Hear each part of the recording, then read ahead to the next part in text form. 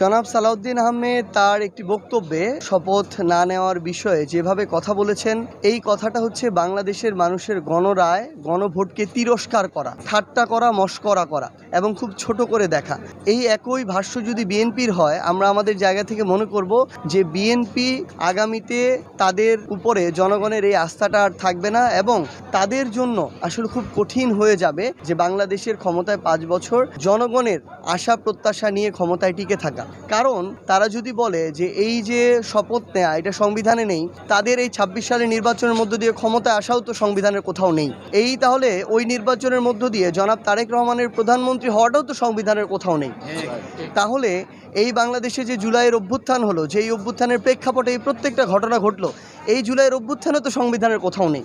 এই অন্তর্বর্তীকালীন সরকার হলো, তারা ঐক্যমত্য কমিশন করলো, জুলাই সনদ করলো, এগুলোও তো কোথাও সংবিধানে ছিল না। তো তারা তাদের জায়গা থেকে যদি এখনও দেশ এবং জনগণের স্বার্থকে এটাকে ছোট করে দেখে ক্ষমতায় টিকে থাকার স্বার্থ এবং নিজেদের ক্ষমতাকে আরও কুক্ষিগত করা এটাকে বড় করে দেখে, আমরা মনে করি জনগণ তাদের উপর আর আস্থাটা রাখবে না এবং জনগণ যদি আস্থা না রাখে তাহলে আগামীতে তাদের অবস্থা আরও খারাপ হবে। ভবিষ্যৎ হোক নিরাপদ, বিনিয়োগ হোক বিশ্বস্ত, আর আমার পছন্দ সল্ট বে। ওয়েলকাম টু সল্ট বে। নির্বাচনের আগে আমি উত্তরাঞ্চলের মুখ্য সংগঠক হিসেবে উত্তরাঞ্চলের প্রত্যেকটি আসনে আমার যাওয়া উচিত ছিল।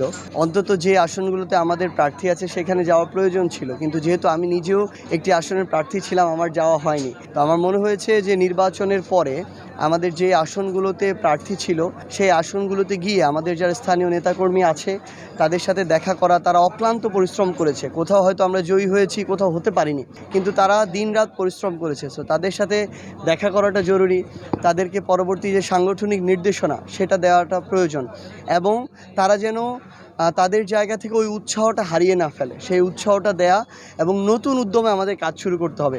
নতুন সরকার এসেছে, সামনে স্থানীয় নির্বাচনগুলো শুরু হবে, সেই জায়গার জন্য তারা যেন মানসিকভাবে নিজেরাও প্রস্তুত থাকে এবং আমাদের সাংগঠনিক কার্যক্রম যেন আরও বিস্তৃত করে। এই সামগ্রিক বিষয়গুলো নিয়ে কথা বলার জন্য আজকে এখানে আসা।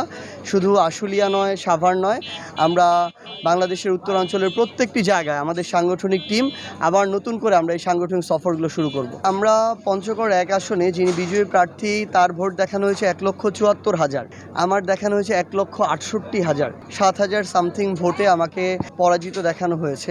আমাদের নেতাকর্মীরা জান প্রাণ দিয়ে কাজ করেছে, আমাদের জোটের যারা ছিল পঞ্চগড় 1 আসনে তারাও জান প্রাণ দিয়ে কাজ করেছে।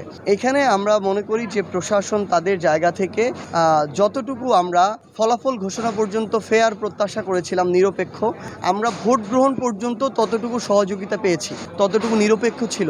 কিন্তু ফলাফল ঘোষণার যখন পর্যায়ে যায় আমরা সেই জায়গায় স্পষ্টভাবে আমরা লিখিতভাবে অভিযোগও দিয়েছি যে সেখানে একটা ইলেকশন ইঞ্জিনিয়ারিংয়ের সেখানে আমাদের অভিযোগ রয়েছে এবং সেই জায়গায় এই ভোটের পার্থক্যটা হয়েছে। অন্যথায় সেখানে আমরা শাপলাকলির বিজয় দেখতে পেতাম।